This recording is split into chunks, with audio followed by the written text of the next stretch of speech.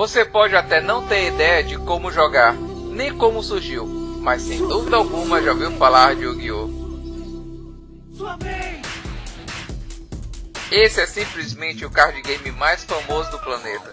Embora haja muitos outros, este é o primeiro que vem à mente da maioria de qualquer um quando esse tipo de assunto vem na sua roda de amigos. Neste vídeo não irei tratar do mangá, nem da história mostrada no anime, embora use trechos para demonstrar parte das regras do jogo e da história de como tudo começou. O Game Scan de hoje é para falar de como se joga Yu-Gi-Oh! E posteriormente do game que já aparece aí no fundo. Se você já sabe todas as regras ou simplesmente quer ir direto para a parte do jogo, é só pular na timeline para o tempo que está aparecendo nesse exato momento em seu vídeo. Agora, se está aqui para aprender, segure-se e prepare-se, pois é hora do duelo!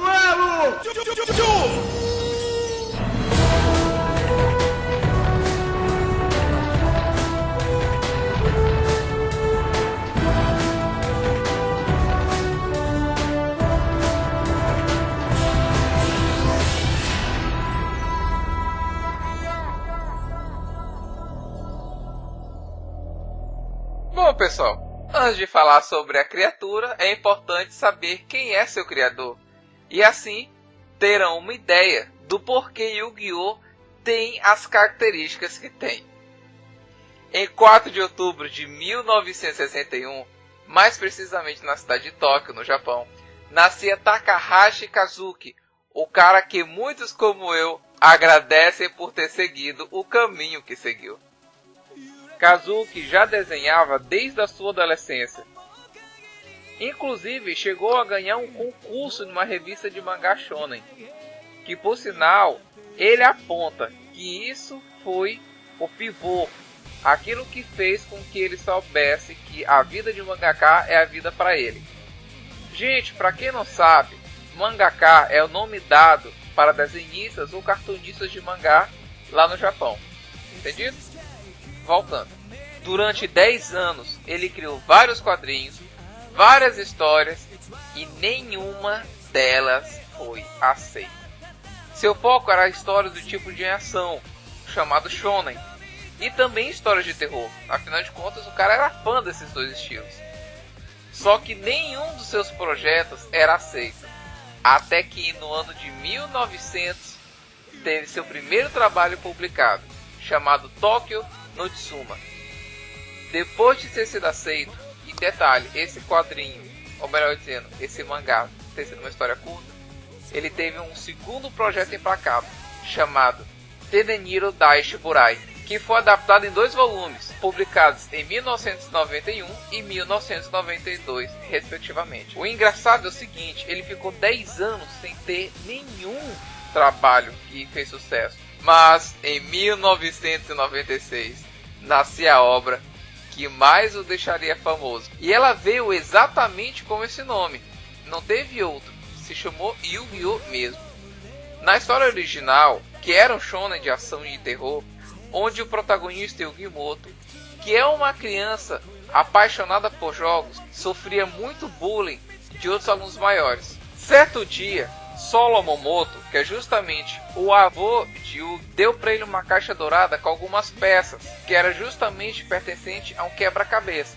E Yugi, como ele é muito fã de jogos, adorou o presente e resolveu tentar montar. Depois de muito tempo, altas confusões e por aí vai, ele finalmente conseguiu formar o Enigma do Milênio, que era justamente uma pirâmide invertida. Nela existia um espírito ancestral que ficou chamado mais na frente de Yami Yugi. Esse espírito ele se manifestou exatamente quando Yugi sofreu bullying de um cara. Esse espírito tomou posse do corpo de Yugi e desafiou o grandão para um duelo. Aí vocês vão pensar, caraca, então aí sim que começou o duelo de monstros e tal?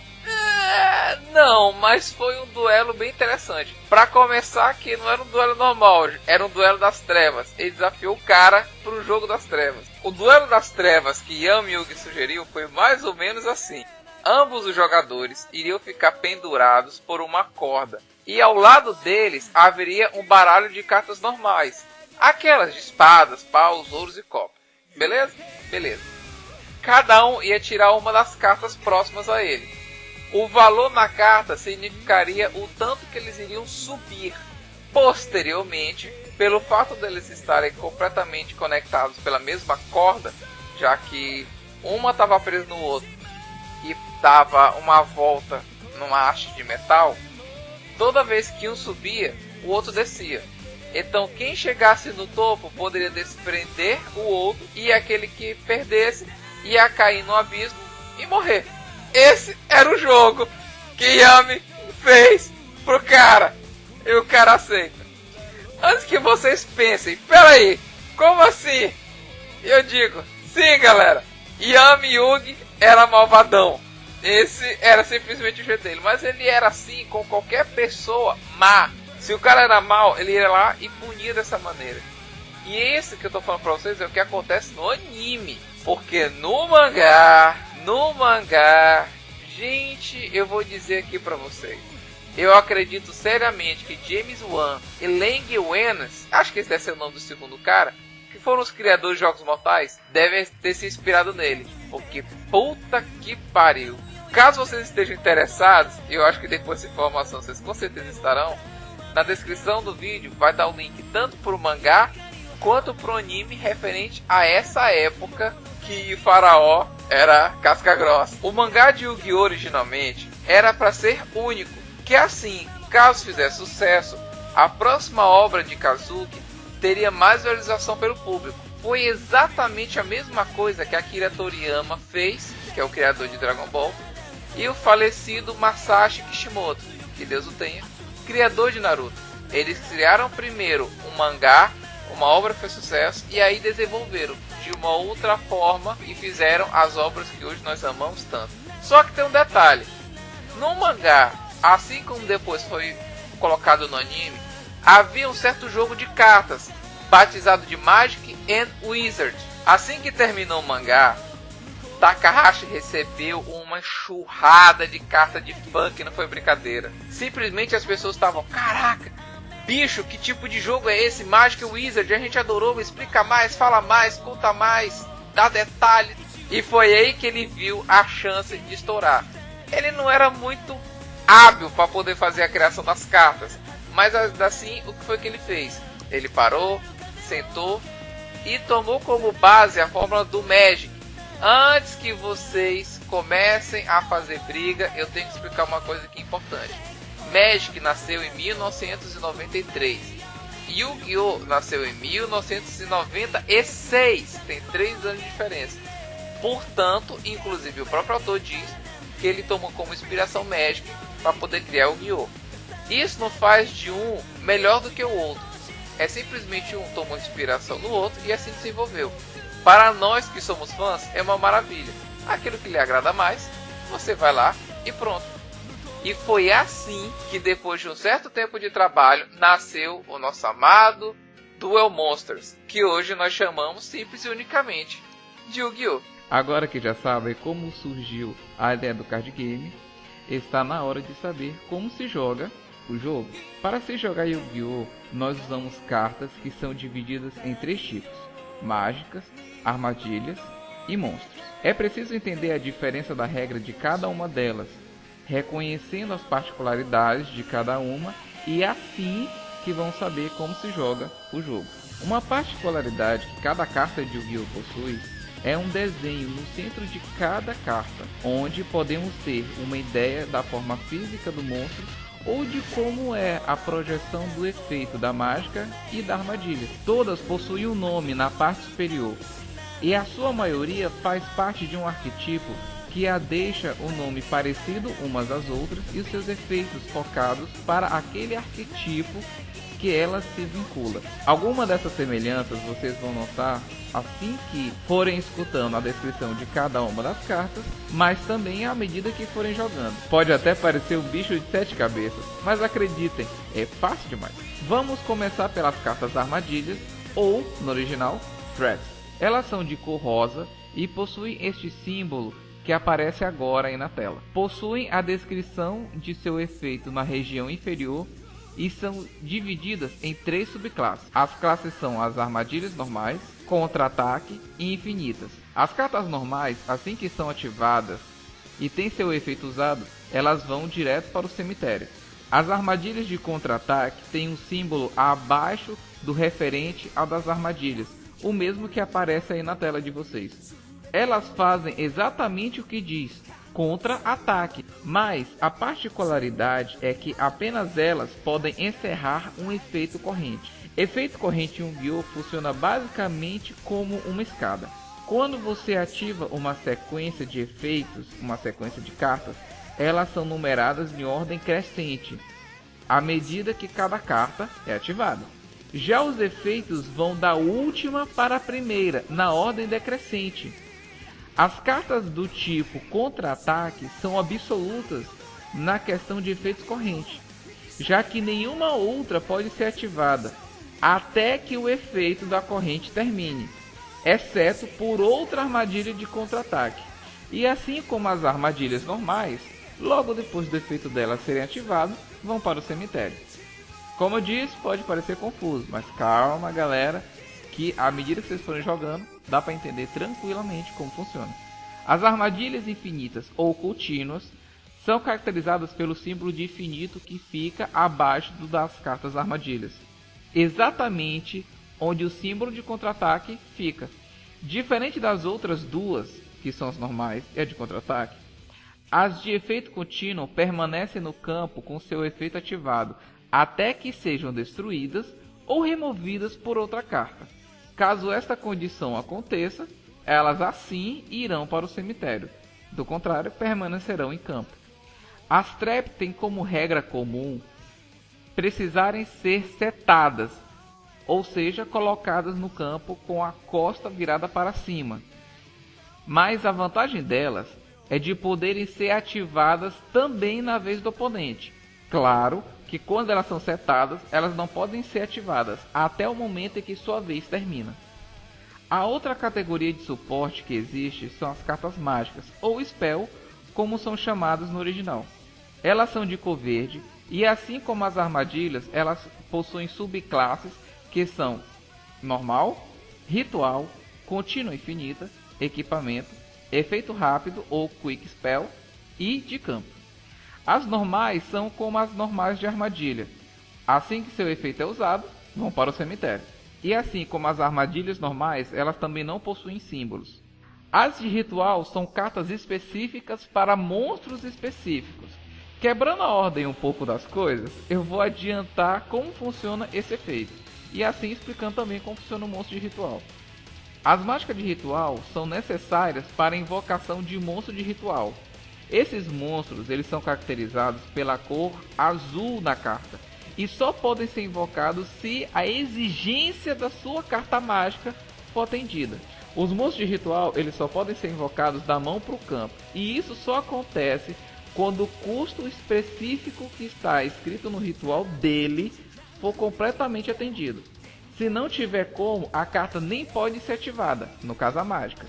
E quando essa mágica for ativada e tiver o seu efeito concretizado, ou seja, o chamado daquele monstro ritual, a carta assim vai para o cemitério. O símbolo da carta de ritual se assemelha a como se fosse uma espécie de caldeirão com chamas, exatamente como vocês têm visto todo esse tempo. Vamos seguir agora para as cartas mágicas contínuas. Elas são exatamente como as armadilhas contínuas, que só saem do campo para o cemitério quando são destruídas ou removidas. E exatamente como as armadilhas, elas possuem o mesmo símbolo do infinito. Em seguida vem as cartas de equipamento, e a sua regra é quase igual às das contínuas. São reconhecidas pelo símbolo de cruz, e assim como o próprio nome diz, elas se equipam em algum tipo de monstro, e seu efeito é aplicado para aquele monstro a qual ela está equipado.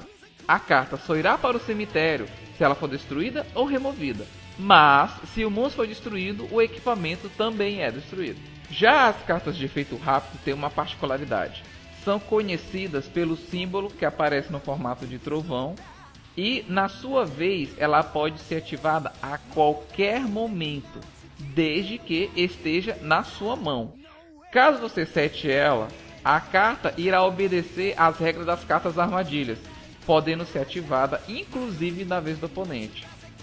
Particularmente, acho que é a mais perigosa das mágicas, justamente pelo efeito flexível dela ser classificada como carta mágica na mão e ser tratada como uma carta armadilha depois de ser setada. E assim como as demais, quando seu efeito termina, vai para o cemitério. Por fim, existe a carta de campo ou campo mágico. São conhecidas pelo símbolo de uma bússola e assim como as mágicas contínuas, só quando são destruídas ou removidas, vão para o cemitério. No tabuleiro, elas têm uma região específica e segundo a regra, só pode haver uma carta de campo ativa no campo. Se já houver uma carta de campo ativada e o oponente ativar a sua, por exemplo, a carta de campo que já está presente é automaticamente destruída e a nova que foi jogada substitui todo o campo e fica ativada. As cartas mágicas podem ter o mesmo efeito de suporte das armadilhas, mas elas só podem ser ativadas da mão para o campo. E elas também podem ser setadas, mas quando isso acontece, só podem ser ativadas na sua vez, com exceção das cartas mágicas de efeito rápido, que também podem ser ativadas na vez do oponente. Finalmente, vamos para as estrelas que mais brilham em todo o jogo, que são os monstros. Eles que são na maioria das vezes o responsável pela paixão dos fãs por determinarem o arquétipo e também por levar o jogador à vitória. As cartas de monstros se dividem em tipo, nível, ranking, atributos, com ou sem efeito e de cores diferentes também. A cor acaba sendo algo importante para saber onde a carta ficará no tabuleiro e quando e como ela pode ser invocada no campo. Os tipos dos monstros são água, demônio, dragão, besta, besta alada, besta divina, besta guerreira, guerreiro, máquina, planta, piro, rocha, trovão, zumbi, spellcaster ou mago, dinossauro, fada ou anjo, inseto, peixe, psíquico, réptil e serpente marinha. Você pode ver onde fica o tipo de monstro na parte inferior esquerda da carta. Os tipos servem para ter uma ideia da aparência do monstro, mas principalmente por causa das mágicas e das armadilhas, já que existem cartas com efeitos para um determinado tipo de monstro. Assim, o benefício ou malefício irá apenas para aquele tipo de monstro descrito no efeito da carta. Os níveis vão de 1 a 12 e são caracterizados pela estrela que fica na parte superior entre o nome e a arte presente na carta.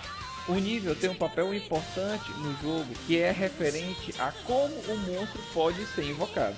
Seria basicamente o seguinte: monstros de nível 1 a 4 podem ser invocados normalmente da sua mão. Simplesmente pegue ele que está lá na sua mão e coloca na zona de monstro. Simples assim. Criaturas de nível 5 e 6 precisam de um sacrifício para ser invocado. Esse tipo de invocação é uma invocação normal, assim como a de 1 a 4. Ele é chamado também de Advance. O sacrifício, que é o exigido para se invocar um monstro de nível 5 e 6, é realizado quando você tributa um monstro, independente de qual seja o nível dele. Esse tributo é caracterizado simplesmente por você pegar um monstro que está no seu campo, tira ele e coloca no cemitério. Monstros de nível 7 ou superior já são precisos o sacrifício de 2 monstros. É a mesma coisa dos 5 e 6 estrelas, só que em vez de ser um monstro, são 2 monstros. Já os atributos dos monstros são divididos em 7 categorias: divino, água, ar, luz, fogo, terra e trevas. Cada monstro possui apenas um atributo e seu símbolo está localizado na parte superior ao lado do nome do monstro. Os atributos obedecem a mesma coisa, o mesmo esquema dos tipos. São simplesmente para fazer uma diferenciação de cada monstro, para assim também ter uma diferenciação no efeito das mágicas e das armadilhas. Se o monstro está nas exigências da carta mágica da armadilha, ele sofre os efeitos. Se não, simplesmente não sofre os efeitos. Agora eu vou explicar para vocês a parte colorida da identificação das cartas. Se o monstro tiver sua carta de cor amarela, significa que ele é um monstro comum, ou chamado de monstro normal. E onde haveria a descrição de algum efeito, haverá uma pequena história sobre a criatura. Pode ser que é um mago poderoso, que ele é um guerreiro lendário que derrotou o dragão. É uma coisa do gênero, simplesmente diz isso. onde haverá especificações, então sim vem uma pequena história descrita para não deixar o espaço em branco. Se ela for de cor laranja, o monstro possui efeito, assim como as mágicas e armadilhas. Outra característica dos monstros de efeito é a própria palavra escrita, efeito, no lado esquerdo inferior da carta, exatamente ao lado onde tem dizendo o tipo do monstro. Monstros permanecem no campo por todo o jogo, enquanto não forem destruídos ou enviados para o cemitério. Para mandar um monstro para o cemitério, é preciso usar um efeito que pode vir de outro monstro, de uma carta mágica ou de uma carta armadilha. Outra forma de destruir o monstro é simplesmente atacando ele. E como saber como fazê-lo? É simples. Na parte inferior direita de cada carta de um monstro, existe um valor de ataque e um valor de defesa lá especificado. Para o monstro batalhar, é preciso estar com a frente virada para cima, ou seja, com seu desenho, suas imagens, com todos os seus dados para cima, e com a parte da lateral dele menor voltada na direção do inimigo. Se por acaso quiser que o monstro esteja no modo de defesa, ele é preciso estar setado, ou seja, com sua costa para cima, assim como você faz com as armadilhas. Só que a lateral maior dele tem que estar na direção do inimigo. Assim você indica que o monstro está no modo de defesa. Quando ocorre a batalha, comparamos o valor de ataque com o valor de ataque do monstro que é atacado, ou o valor de ataque com o monstro de defesa do monstro que está sendo atacado. O valor que for maior ganha. O monstro vencedor permanece em campo, enquanto aquele que tiver o menor valor, ele é destruído e enviado para o cemitério. Caso o valor maior seja o de ataque, o monstro atacante não é destruído, mas o dono da carta vai sofrer todas as consequências do seu ataque frustrado. E uma coisa importante, o monstro que está em modo de defesa, quando ele é atacado, ele é virado para cima. Isso é chamado de efeito de pulo ou flip, como é chamado no original. Existem monstros de efeito que precisam sofrer esse pulo ou flip para ativar seu efeito. É nessa hora que ele acontece. Você também pode mudar a posição do monstro de ataque para defesa, simplesmente mudando a trajetória da carta. Mas você só pode fazer isso uma vez por turno, de ataque para defesa ou de defesa para ataque. E o efeito de flip ou efeito de pulo só acontece uma única vez, quando o monstro está setado e você tira ele de modo de defesa para o modo de ataque. A outra forma de acontecer o flip é, como eu falei há pouco, quando o monstro é atacado, que ele é virado de baixo para cima. Depois que ele é atacado, o monstro permanece virado para cima. Ele não é setado de novo. Isso que expliquei para vocês foi o básico da regra dos monstros. Agora vocês precisam ter um pouco mais de atenção, já que estão prestes a conhecer as outras cartas de monstros, que são os monstros de ritual, fusão, sincro e exceed. Como eu havia explicado antes, os monstros rituais têm sua carta de cor azul e só podem ser invocados com o uso de cartas mágicas de ritual. Cada monstro ritual tem um determinado nível, então quando usar a mágica de ritual para chamá-los, é preciso sacrificar monstros, seja da sua mão ou do campo, cujo o valor seja igual ou superior do monstro de ritual.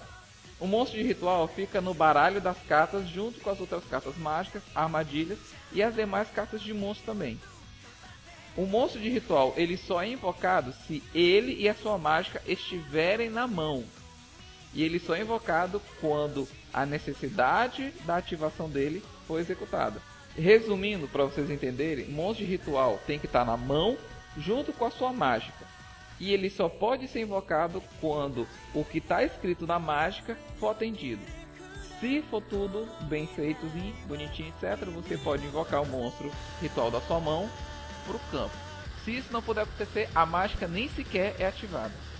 Esse tipo de invocação é chamado de invocação de ritual e é uma invocação totalmente diferenciada da invocação normal ou na invocação advance. Esse tipo de invocação é chamada de invocação de ritual. Os monstros de fusão, sincro e exceed têm uma coisa em comum.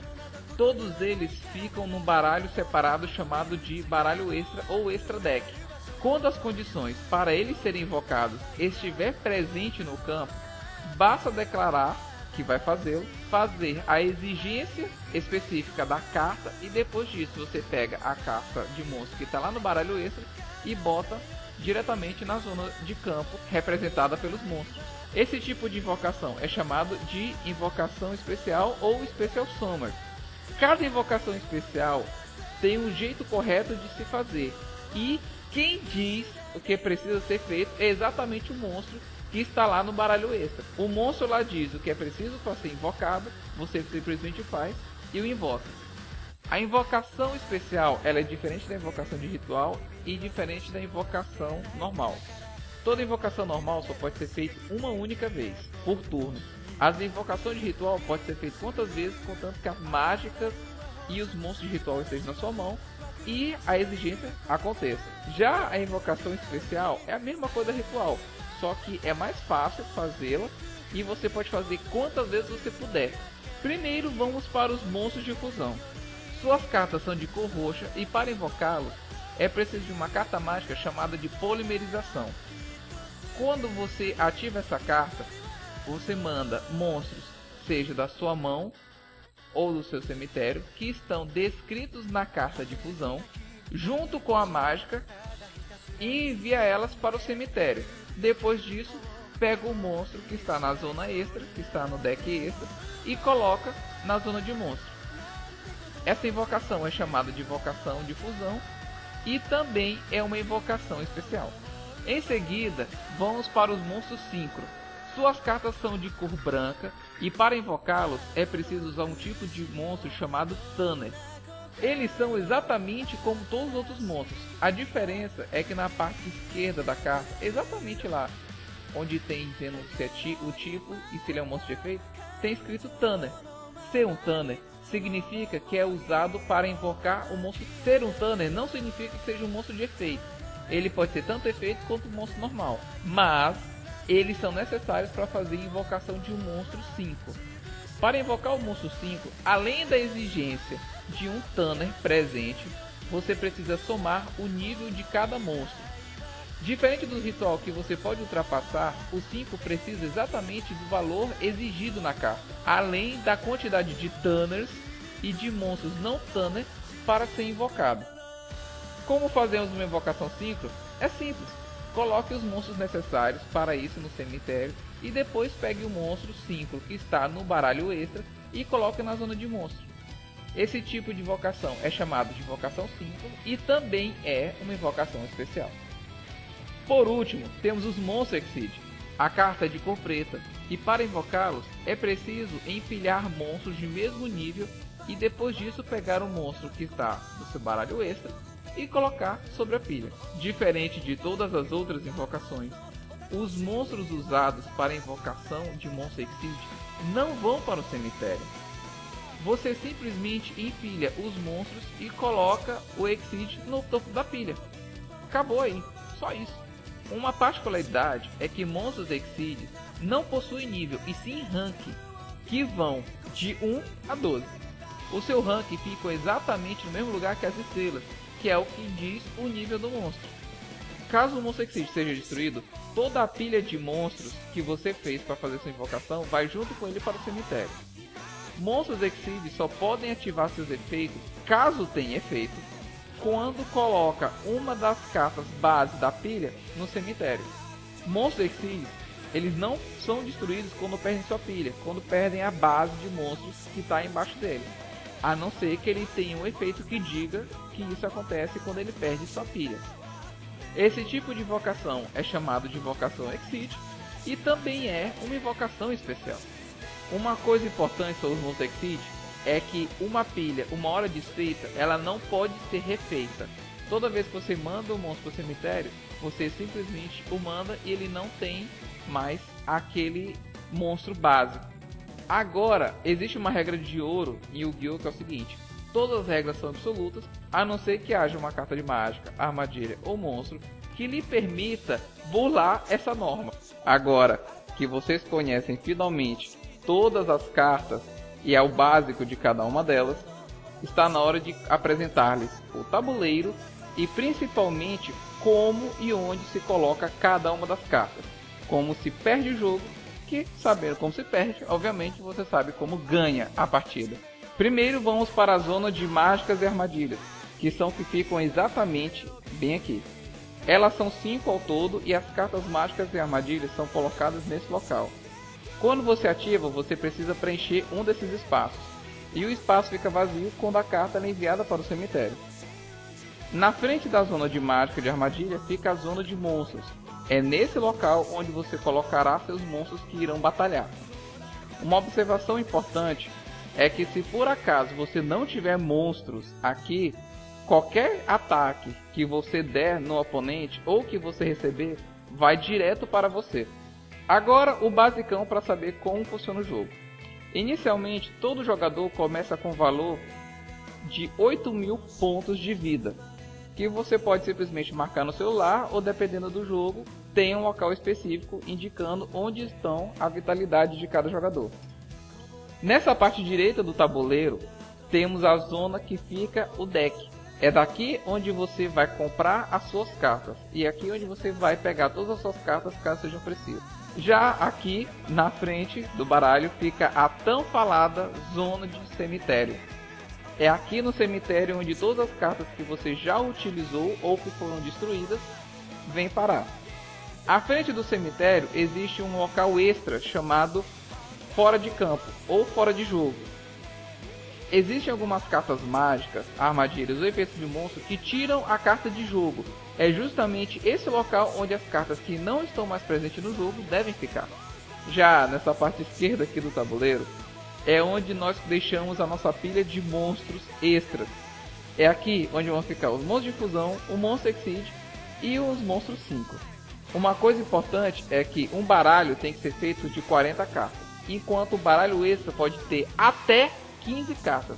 Você pode ter nenhuma a 15, mas o baralho da sua pilha normal de cartas tem que ter no mínimo 40. E nessa região aqui, à frente da parte do extra deck, fica a zona de campo. É aqui onde você vai colocar a sua carta mágica de campo. E cada lado de campo do tabuleiro tem uma zona de campo. Como eu falei antes, não pode haver dois campos ativados simultaneamente, ou um ou outro. Se já tiver um ativado e seu oponente colocar uma carta de campo, a sua é destruída, e vice-versa. Agora que você já sabe onde coloca cada uma das cartas, está na hora de entender a regra básica. Como já falei, cada um começa com 8.000 pontos de vida, ambos os jogadores. A não ser que eles decidam começar com mais ou com menos, isso fica a critério de cada, mas a básica é essa, 8.000. Depois disso, cada jogador compra um total de 5 cartas do baralho. O máximo de cartas que cada jogador pode estar segurando é 6. Não pode ultrapassar esse valor. Como se joga? Você tem que obedecer cada uma das 7 fases que acontecem no jogo. As fases são Tran Phase.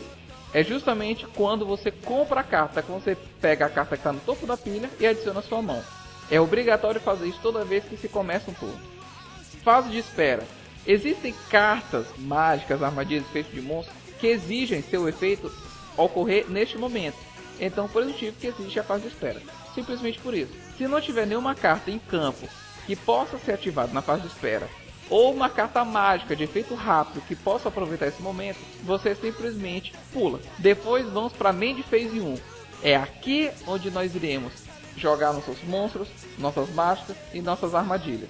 É aqui o momento que você vai preparar o seu terreno. Depois disso, vamos para a fase de batalha. Na fase de batalha, como o nome já diz, é o momento que os monstros vão começar a se agredir, onde um vai atacar o outro. É onde vão acontecer os cálculos de dano. Como funciona o cálculo de dano? Cada monstro tem um valor específico de ataque e de defesa. Se por acaso ambos os monstros tiverem modo de ataque, e o monstro que tiver o maior valor de ataque, ganha. O jogador que perder a batalha, ou seja, que seu monstro tiver o valor de ataque inferior ao do oponente, a diferença dele vai ser subtraída dos pontos de vida do jogador que perdeu a batalha. Se por acaso o monstro que for atacado estiver em modo de defesa e o valor do ataque for maior que o valor da defesa, o monstro é destruído e nada acontece. O dono do monstro que perdeu não tem seus pontos de vida subtraídos. Já se o monstro de defesa tiver um valor superior ao do ataque do monstro, então a diferença entre eles vai para o dono do monstro que atacou. Então, se por acaso o ataque do monstro é de 500 e a defesa for do valor de 1000, a diferença dá 500. Então o atacante vai sofrer nos pontos de vida o valor disso como dano, mas nenhum dos monstros será destruído. Ao encerrar a fase de batalha, vamos para a Main Phase 2, que é exatamente igual à Main Phase 1, só que acontece após a batalha. Caso você queira ainda preparar um terreno para se defender ou para ter uma nova chance de uma sobrepor sobre o seu adversário ou coisa assim do gênero, é aqui na Main Phase 2 que você pode fazê-lo. Você também pode fazê-lo na Main Phase 1, só que tem muito jogador que usa a Main Phase 2 ainda assim, porque ele simplesmente vai ao terreno para atacar e ataca durante a fase de batalha. Depois disso, prepara o seu terreno para esperar ou aguentar o turno do seu oponente. E por fim, vem o final de turno, onde você declara o final do seu turno e passa a vez para o seu adversário. Uma coisa importante é o seguinte: existem monstros que têm efeitos que acontecem no final do turno, por isso que existe a exigência dessa declaração. E a vez do oponente só começa quando os efeitos de final de turno ocorrem. Quando seu oponente passar por todas as fases, fase de compra, fase de espera, Main Phase 1, fase de batalha, Main Phase 2 e final de batalha, volta a ser a sua vez. E assim como você, toda vez que começa a sua vez, você compra uma carta da pilha. Como você perde o jogo? Quando você tem seus pontos de vida zerados, que acontece exatamente pela subtração da batalha, ou quando algumas cartas mágicas, armadilhas ou efeitos de monstros subtraem seus pontos de vida. Outra maneira de perder é quando o seu baralho principal acaba. Você tem um mínimo de 40 cartas, mas quando chega a fase de compra, você é obrigado a comprar cartas. Se você não, por acaso, não poder comprar carta, automaticamente você perde o duelo. E a terceira e última forma de perder é simplesmente desistindo. Você pode a qualquer momento desistir da batalha e automaticamente todos os seus pontos de vida zeram, dando assim vitória ao seu oponente. Se você forçar seu oponente a chegar em uma dessas situações, você ganha o duelo. Uma coisa extra que eu deixei de lado propositalmente é porque nesse jogo você não utiliza uma nova categoria de monstros que surgiu, que se chama monstros pendulares. Esses monstros pendulares são caracterizados por terem duas áreas de efeito, como vocês podem ver na tela nesse exato momento, além de ter um valor pendular que fica tanto no lado esquerdo quanto no lado direito, e existe uma zona também chamada de zona pendular, que eu mostro agora aqui para vocês no tabuleiro. Monstros pendulares foi uma coisa que surgiu agora, mais recentemente, no anime Yu-Gi-Oh! Arc-V, que também está na descrição do vídeo, assim como todos os outros. É uma maneira de vocês entenderem melhor como funciona a zona pendular, é justamente assistindo ao anime. Mas eu dou uma palhinha para vocês. Funciona exatamente assim. Você pega os monstros pendulares e coloca na zona pendular. A zona pendular é determinada no valor limite referente ao valor da carta. O monstro pode ter um valor de zona pendular que vai de 1 a 12. Como funciona a zona pendular e os monstros pendulares? Você vai pegar o monstro pendular e coloca cada um em uma das zonas pendulares. São necessários 2 para isso poder acontecer. E você pode fazer a qualquer momento dentro da Main Phase, tanto a 1 quanto a 2. Quando você faz isso, você vai olhar o valor pendular de cada monstro, que tem especificado nessa região da carta. Vamos supor que o valor seja 3 e o valor da outra carta seja 6. Você vai poder fazer uma invocação pendular de monstros de 4 e 5. Eu vou dar outro exemplo para vocês entenderem melhor. Vamos supor que agora tem um monstro de zona pendular 2 e o outro de 10. Você vai poder invocar monstros de nível 3 até nível 9. Esse tipo de invocação é chamado de invocação pendular, que também é uma invocação especial. Qualquer monstro da sua mão pode ser invocado, contanto que esteja dentro do limite que há entre os valores pendulares. Você pode invocar da mão quantos quiser, e monstros pendulares, quando são destruídos, eles não vão para o cemitério, eles vão para o deck extra. Então, se por acaso o monstro pendular é destruído em campo, mas quando você declara uma invocação pendular, existe um monstro pendular no seu extra deck, ele pode ser invocado especialmente no campo também. Monstros pendulares normalmente estão no baralho principal, mas como eu já falei, quando eles são destruídos, eles vão para o deck extra. Bom, meus queridos e minhas queridas, agora que vocês já estão familiarizados com o jogo, está na hora de mostrar como é Millennium Duel. O jogo de Yu-Gi-Oh! Distribuído unicamente digital tanto para PS3 quanto para Xbox 360. Eu já tô dando uma avançada aqui. Esse aqui é o seguinte, eu fiz questão de mostrar como tá o deck inicial daquele jogo. Porque agora que você já tem uma noção como funciona a questão de estrelas, monstros e tal. Então agora eu vou mostrar para vocês o jogo e como se joga simultaneamente. Aqui estão as cartas, mas eu creio que deva ser muito melhor mostrando na ação. Então vou voltar. Nós temos aqui a opção de download de conteúdos, auxílios e tal. Aqui é a parte mais para mostrar ranking. O multiplayer, mas como eu tô com o jogo na forma básica dele, não sou nem doido lá no multiplayer, senão é para levar uma surra. Aqui, deck, que é onde já tinha mostrado há pouco. E vamos aqui para o single player, que é onde você pode desbloquear as cartas. Esse aqui é o robozinho do Kaito, do Yu-Gi-Oh! Jigsaw, para quem já conhece a obra, ou se não, já vai logo acabando se familiarizando justamente com ele. Ele só vai passando umas instruções básicas, falando sobre o jogo, essas coisas e tal. Simplesmente você pode acabar ignorando. Aí você vem para essa parte aqui, isso é uma seleção de imagem. Você tem vários modelos masculinos e femininos e tem os personagens da série para poder fazer o desbloqueio também. Como eu gosto de usar mais esses daqui, eu vou descer aqui, esse personagem, e é isso. A única coisa que ele vai continuar informando pra gente é que depois que a gente desbloqueou, escolheu o personagem, tem que ir ganhando batalhas, vai poder desbloqueando cartas, fazendo melhoramento de upgrade do nosso baralho, blá blá blá, blá blá blá, blá blá blá, blá blá blá blá blá blá. Nada que não seja uma novidade em questão de jogos de Yu-Gi-Oh!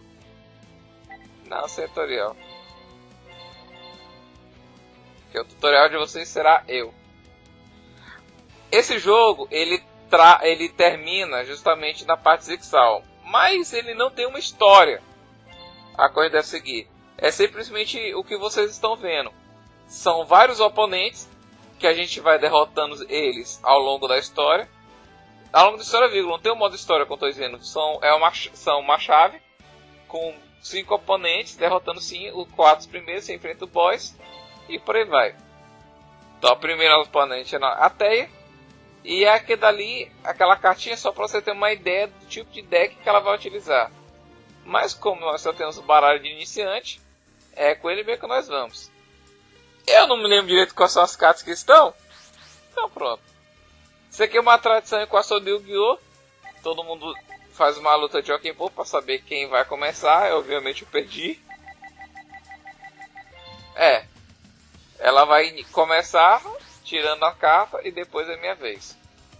Então, vamos lá até. Detalhe, essa é a única trilha sonora que eu gosto desse jogo.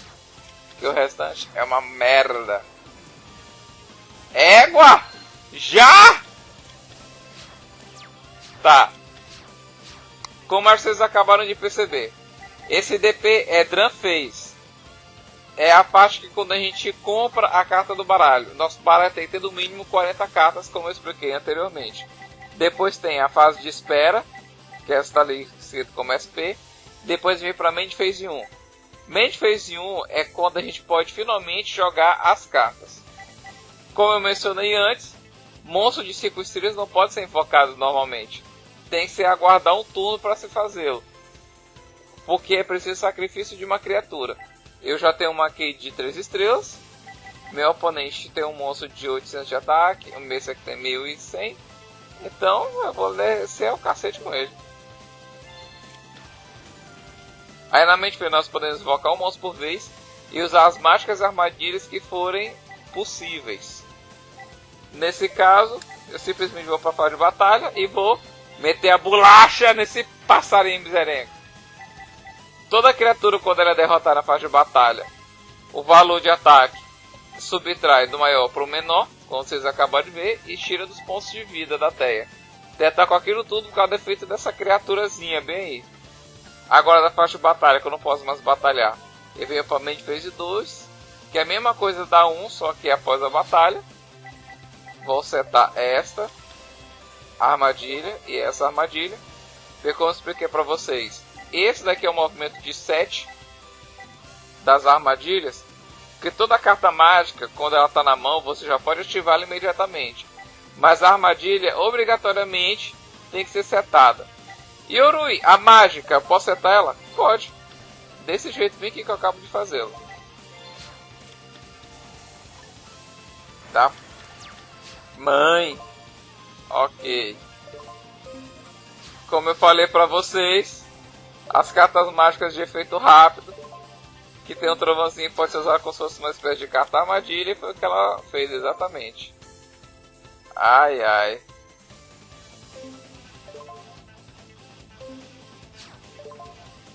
Sabe qual é a diferença do meu e seu? Eu estou preparado. Essa carta muda a posição de todos os monstros de modo de ataque com a modo de defesa. E como o monstro dela parou de atacar, agora é minha vez. Acabo de puxar mais um monstro, só que em vez de eu fazer simplesmente o que qualquer um acharia que seria correto, eu prefiro fazer isso aqui. Porque esse bicho de 5 estrelas é um peso para minha mão. Então, como aí diz, ó, tem para esse sacrifício de um monstro, vou sacrificar meu escorpião e invocar Battle Straight. E a carta mágica aqui, ela poderia ser ativada, mas eu prefiro fazer outra coisa. Primeiro vou setar a armadilha e batalha. Mete a bolacha, meu filho! Como eu disse, modo de defesa não suga. Se tivesse modo de ataque, sugaria. Então simplesmente encerro a minha jogada.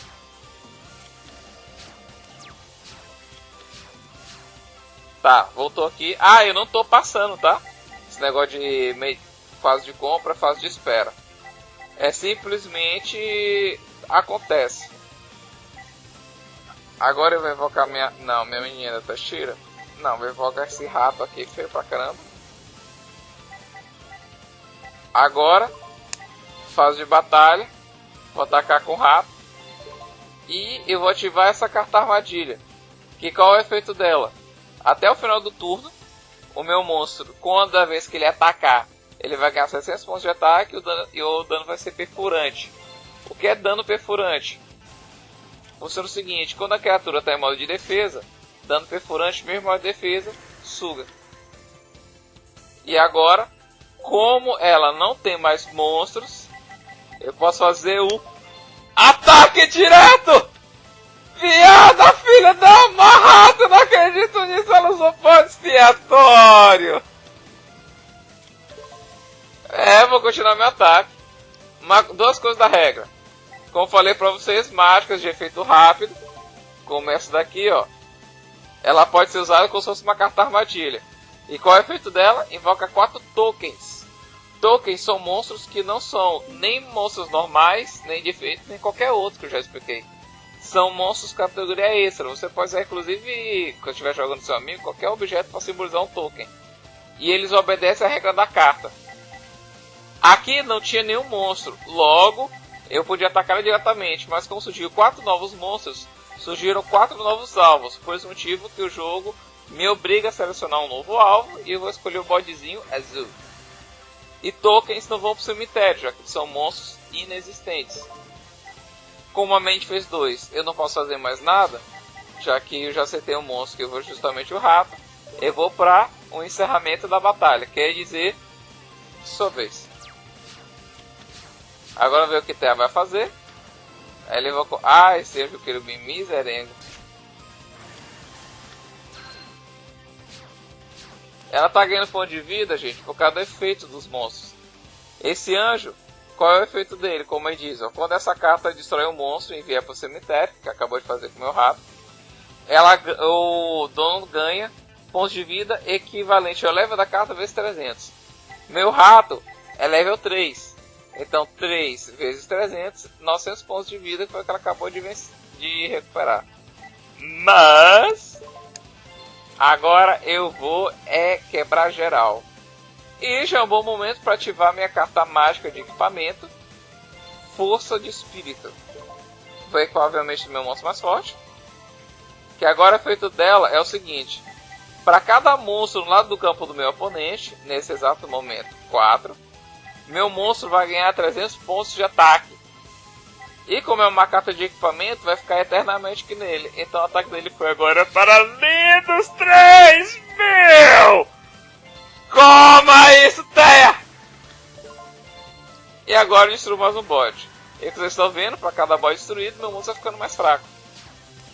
Justamente cada efeito da mágica.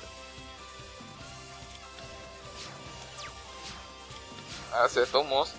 Olha, quer dizer que eu tenho a Amazona Guerreira, é? Tá, deixa eu ver qual é o tenho meu extra deck. Tenho 2 Exceed e um 5. Eu tenho o Exceed 4. Não é vantagem esse Exceed 4, levando em consideração que eu tenho a Amazona Guerreira. Vou invocar essa planta aqui para diminuir. Então eu vou com esse aqui atacar. É outro anjo, que ela permite comprar uma carta, como efeito de flip. Efeito de flip, como falei para vocês, justamente isso. O monstro está setado. Ele é revelado. E encerro minha jogada por enquanto. E o efeito do flip do anjo é ela comprar uma carta do baralho. Ai, eu sabia. Aí é vagabunda, você vai ver. Não, por causa da armadilha eu não vou fazer isso não. Você tá minha armadilha. Vamos com o espaço. Aí ó, essa é outra maneira que tem para poder acabar. Ou destrói seu monstro, ou se destrói o equipamento. Então já que eu não tô falando isso de espaço,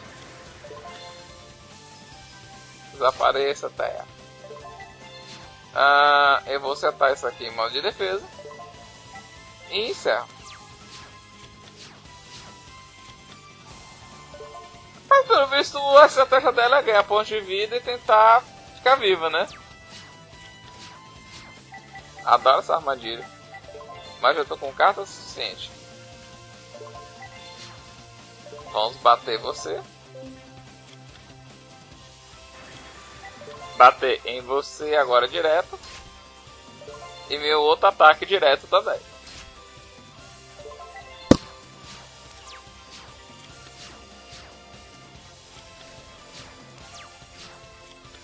Certo. Essa aqui é uma carta mágica de dano. Como eu mostrei pra vocês, as mágicas podem ser setadas ou ativadas imediatamente. Nesse caso eu vou ativar, ó. Porque essa carta causa 200 pontos de dano nela. Aí vejamos. Eu vou demonstrar isso aqui só para ter questão de demonstrar mesmo. Porque matematicamente falando, esse que eu vou fazer não é vantagem. Esse aqui é meu Monster Exceed. Como falei para vocês, Monster Exceed, para poder ser invocado, tem uma regra própria de sobreposição. Ele exige 2 monstros de nível 4. Então, funciona assim. Seleciono ele no jogo. Eu vou pegar os 2 de nível 4, que é este e este. Um vai sobrepor o outro. Vai ficar em cima do outro. Para assim poder invocar o número 4, Sky Pegasus. Yorui, os monstros que estão aqui embaixo vão servir para quê? Se tiver a oportunidade, eu explico. Mas seria basicamente o seguinte. Melhor do que isso é explicar logo aqui pra vocês e tal. O efeito dele é o seguinte. Que uma vez por turno eu posso descartar um Exceed material. Ou seja, essas duas cartas de monstro virar Exceed material. Pra poder pegar um monstro virado pra cima no campo. E destruir ele.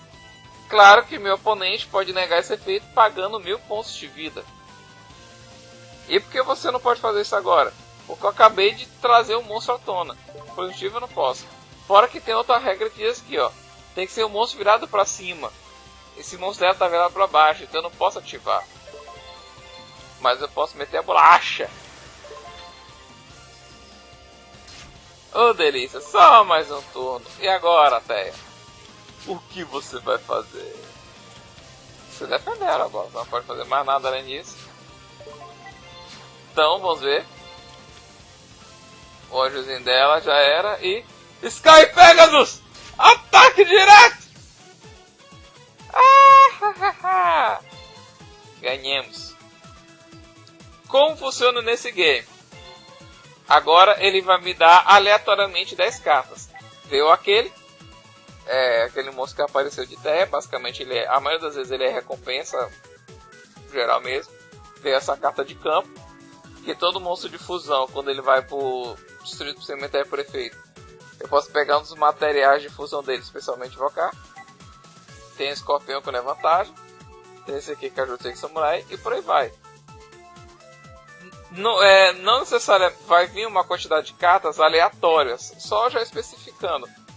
Então, não adianta vocês ficarem chateados se por acaso vem carta que não ajuda naquele momento. É porque a ideia é justamente essa, é que você tem que batalhar, batalhar, batalhar e batalhar e batalhar até montar decks fodas. Ou tem um esqueminhazinho que é o seguinte, eu não sei se ainda tem pra PlayStation 3, se tiver eu vou deixar na descrição do vídeo, mas tem um esquema aí que já tem um save na internet com todas as cartas desbloqueadas. Então ela não desbloqueia os personagens para você poder usar a imagem e tal. Nesse caso de Joaquim eu ganhei, eu posso escolher para depois, mas dessa vez eu quero ir primeiro. E você já tem todas as cartas desbloqueadas, então você pode montar o baralho que você quiser e assim poder jogar online de uma maneira mais divertida. Vou tentar mostrar as outras coisas agora para poder ter um entendimento maior do jogo, né? Olha, como eu falei, esse aqui é o monstro de flip, ó. Quando ele muda de ataque ou da defesa, a posição de um monstro já no campo. Tá, pelo visto eu vou poder pegar um monstro para ter defesa ou ataque. Neste caso, tá, eu vou setar a bota senha, vou botar Just Break e encerro. Just Break não é vantagem ativar agora. Vai botar para defesa, eu acho. Isso.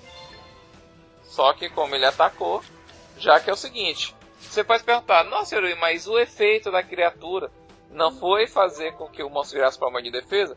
Sim, foi, mas lembra que é o seguinte, ela só flipou justamente por uma única questão.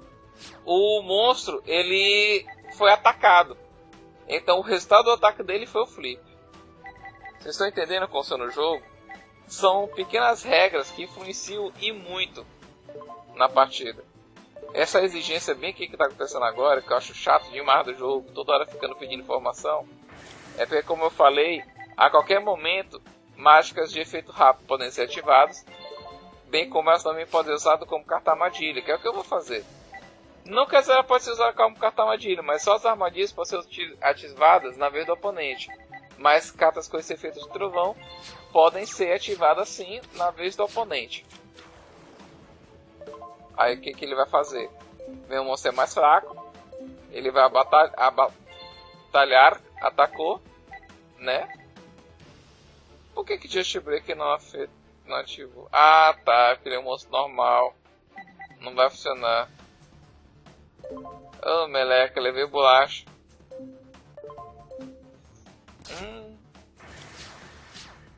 Meu monstro foi destruído, e agora? Gente do céu. Senhor, tô em apuros. E agora? Ai, ai. Não acredito que eu vou perder essa. Ui, que delícia. Uma defesa.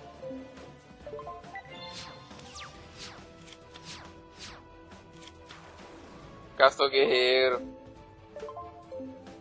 Pelo visto o Salomão só tem mãos poucos mais fortes. Olha, ó. Como minha defesa foi maior que o ataque dele, a diferença é sobre seus pontos de vida. Ele foi, botou outro modo de defesa e encerrou. Ai, ai, a Joaninha de 4 estrelas. Você tá... Ô, meleca! Não, deixa, porque eu posso ativar efeito, mas eu podia ter feito uma outra coisa. Ter invocado o Monster Exceed. Aí o que acontece? Vai batalhar contra o meu monstro virado pra baixo. É só o sincrono duplo que fica toda hora pedindo pra ser ativado, essa coisa é chata. Agora o efeito da Joaninha. E destrói todos os monstros com as estrelas. Ai! Alegria de pobre dura pouco. Mas agora ele invocou o monstro de efeito. Ui! Não é só uma defesa qualquer, é o monstro Thunder! Vamos ver, meu dano é 4. Mas eu não sou nem doido de atacar esse bicho agora. Minha tartaruga... Porque é o seguinte, qual é o efeito dessa criatura? A carta que destrói esse monstro por batalha também é destruída. E os jogadores vão pegar dano equivalente ao ataque do monstro atacante. Nesse caso, se eu fizer a sincro para fazer a invocação, vou invocar o monstro de 2 e 100. Quando essa carta é destruída por efeito enviado para o cemitério, você pode pegar um nível 4 ou menor monstro do seu cemitério, respectivamente, e especialmente invocá-lo. Eu poderia demonstrar o efeito, mas acontece que tem um monte de 2 e 400 é muito melhor. 2 e 100 quer dizer. Então vou sacrificar esse monstro de defesa, vou invocar outro, e nesse caso vou encerrar. Aí ele vai me atacar. O efeito do monstro dele é que ele também não pega dano de batalha. Agora vejamos. Selecione um monstro com seu oponente de efeito e retorne ele para a mão. O efeito de flip é muito bom. Mas como eu preciso me livrar de uma certa coisinha chata, então ele vai me servir com outro propósito. Eu não acredito nisso. Ele lacrou meu monstro, bicho. Porra! Tá, eu vou deixar por hora. E fica 400 pontos pra cada monstro que o oponente controla. Ai. Ele vai atacar. Tá, né? PV sem nenhum dos dois sofreu dano. Olha, meu Ratboxer. Olá, ratinho. Aí o que acontece? Vou botar a minha tartaruga em modo de ataque. Yurui, você está ficando doido botar essa tartaruga em modo de ataque? Não estou. Estou contando... Droga! Esse meu dedo rápido. Esqueci de atacar direto com a tartaruga. Bosta mão de efeito, filha da... que bom, ele só encerrou, já que o monstro é mais fraco. Será? Não sei. Vou saber agora. Eu invoco Flavel Guardian no modo de ataque! E agora, já que vocês viram como funciona o Exceed, eu vou mostrar pra vocês como funciona uma invocação sincro. Você pega a somatória das estrelas, como eu havia dito. Nesse caso tem o Flavel Guardian, nível 1. Com o meu ratinho, nível 3. Que a especificação só pede um monstro Thunder com não monstro Thunder. Eles vão para o cemitério, diferente do Exceed. Fica em campo e vá lá. Underworld Fighting Bowman. Vocês entenderam. Em seguida vou ativar minha carta mágica de efeito duplo ciclone. Porque não é vantajoso eu ter essa armadilha bem aqui agora. E vá lá. Tu tinha espada do revelador. Ela então. Agora, meu jabuti. Ataque! Meu monstro sincro. Ataque diretamente. Coisa linda. Tô sem auxílio, mas... ele nem invocou nada. Acho que a mão deve estar pesada pra porra. Vou botar ela em modo de defesa. Invoca esse verme. Vou invocar o verme. Bonacha! Isso. Mais um. Olha o Gru! Pronto. Vamos encerrar agora, fase de batalha. Você toma cá. Vou só meter a bolacha, não vou invocar, não vou fazer mais nada. Bora. Se vai impedir tua derrota, tem que ser agora. Não impediu. E foi nossa segunda vitória. Deixa eu ver o que o Solomons deu. Olha! Que legal, o canhão satélite. Deixa eu ver. Esse aqui só pode ser contributo de um monstro.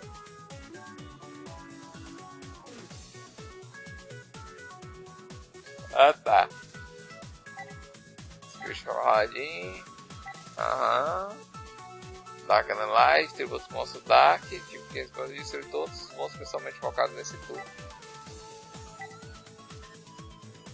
Force.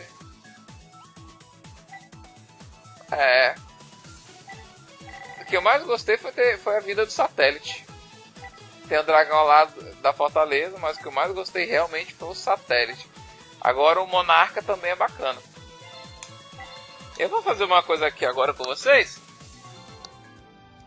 Vamos agora aqui na edição de deck. Somente para mostrar como funciona. Eu vou fazer uma coisa que eu tenho o hábito de fazer, se chama zerar. Eu posso fazer isso, só tiro as cartas, mas prefiro lá por aqui que é mais rápido. Eu tiro todas as cartas do deck, porque eu acho melhor. E aí eu vou dar uma olhada no que eu tenho já. No caso aqui, destrói. Certo? Esse aqui é o buraco ácido. Vamos fazer o seguinte, vamos fazer primeiro... Ô senhor, pera aí. Você pode vir aqui, ó, seleciona o tipo de carta que você quer. No caso eu só selecionei os monstros. E pronto, é uma espécie de filtro que o jogo tem. Eu tenho um total de 41 cartas aqui. Tudo isso de monstro. São as cartas novas. Essas que já estavam. Vejamos. O que eu faço? Aqui, olha, ele precisa de um Dark Thunder e um Normal Thunder.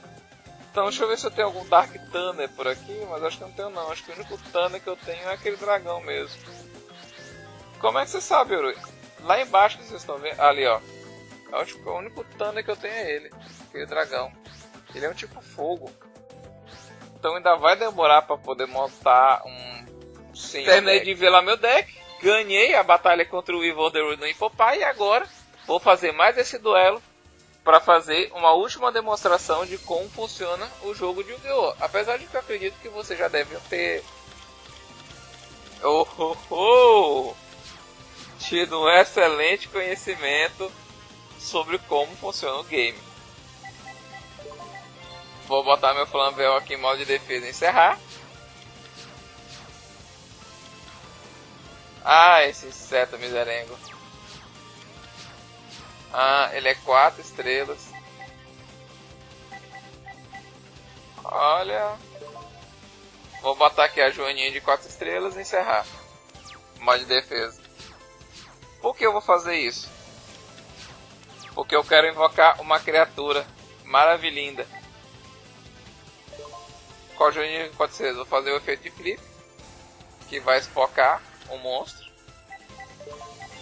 Depois eu vou bater nesse aqui. Eu vacilei. Ai.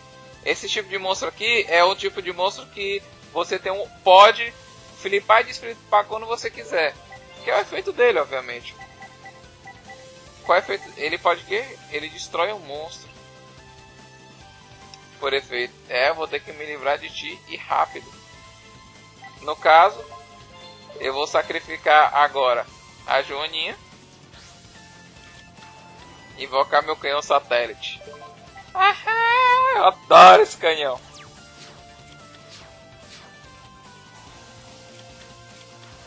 Já? No mesmo turno? Porra! Lá se vai minha alegria com o meu canhão satélite. Tá. Vou chamar meu rato pra meter umas bolachas em você. Rapaz, o Evil é uma praga mesmo. Tá vendo?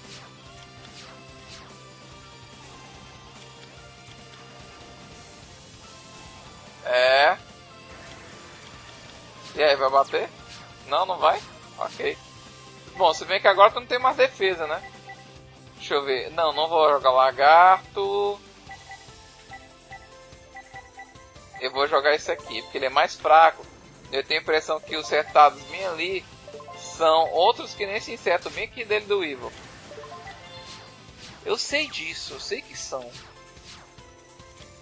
Não, não são. Mas pelo visto eu acho que essa deve ser a estratégia dele aqui no jogo. Flips, flips e mais flips.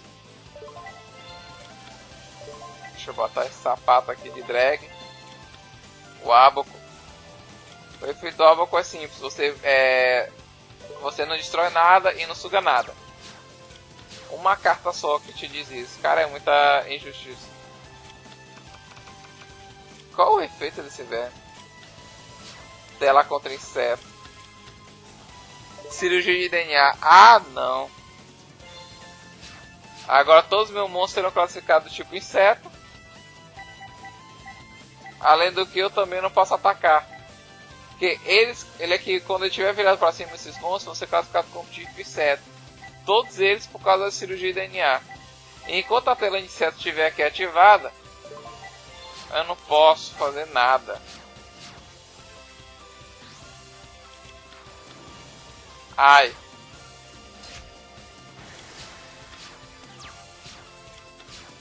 É, Ivo, parabéns. Mas eu também já sei o que eu posso fazer. Eu acho, né?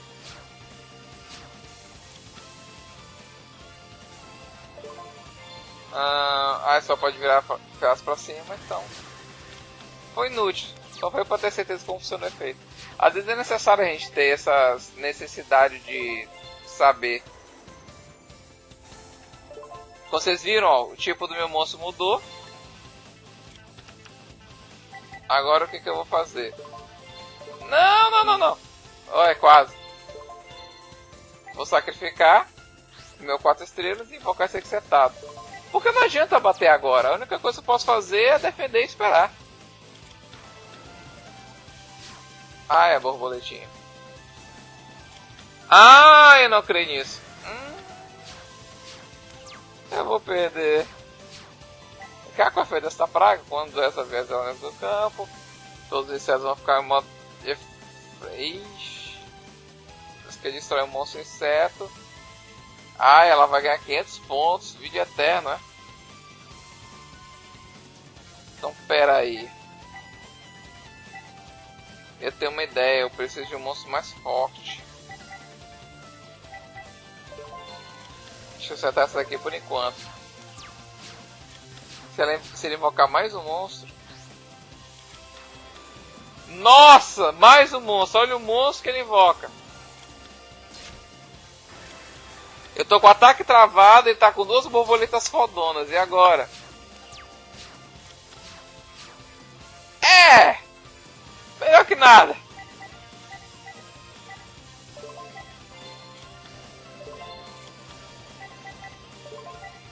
É o melhor que eu posso fazer.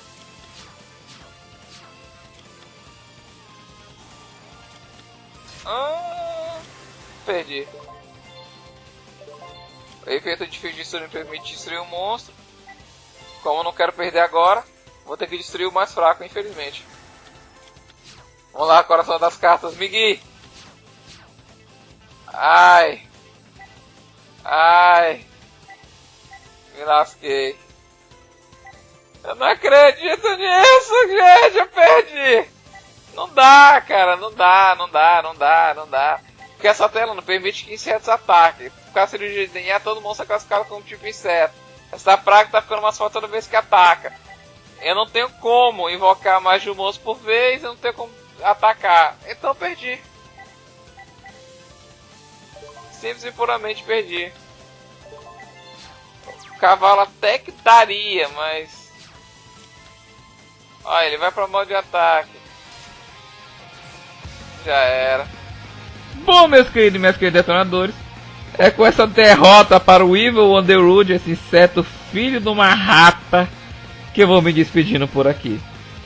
Yu-Gi-Oh! Millennium Duel é um jogo maravilhoso, principalmente para aqueles que são fãs da obra. Ele é o mais atualizado da antiga geração, PlayStation 3 e Xbox 360. E se por acaso você é fã, você tem que ter esse game. É um título obrigatório. Não é tão caro. Principalmente para nós que queremos muito jogar, mas não tem condições de comprar as cartas. Afinal de contas, elas são caras pra caralho. Só o Stardust Dragon, da última vez que eu chequei, era R$35. Imagina se fosse mais. Ele tava fodido. O único ponto fraco desse game é que ele se torna enjoativo no single player. Principalmente porque a maioria das cartas vem bloqueadas. Mas assim que você consegue desbloquear boa parte delas, e são mais de 6.000 cartas, você pode montar diversos tipos de baralho. E principalmente até hoje dá para se encontrar negada jogando online. Então é aí onde mora a diversão de Millennium Duel. Bom, meus queridos, muito obrigado por tudo. Se por acaso vocês caíram de paraquedas no nosso canal, não deixe de se inscrever. Se gostaram, deixe seu like. Se não gostou, deixe seu like também. Afinal de contas, coisas boas acontecem para pessoas que fazem coisas boas também. E Big Boss, nosso chegado irmão camarada, vem para o nosso canal e vai trazer conteúdo para vocês a partir de agora de julho. Então fiquem atentos e não deixe de compartilhar meus conteúdos, como de Big Boss e de Takezo também. Afinal de contas, essa é outra maneira que você dá aquela força danada e gloriosa para nós. Mais uma vez, muito obrigado por tudo. Fiquem com Deus e até a próxima. FUI! Fui!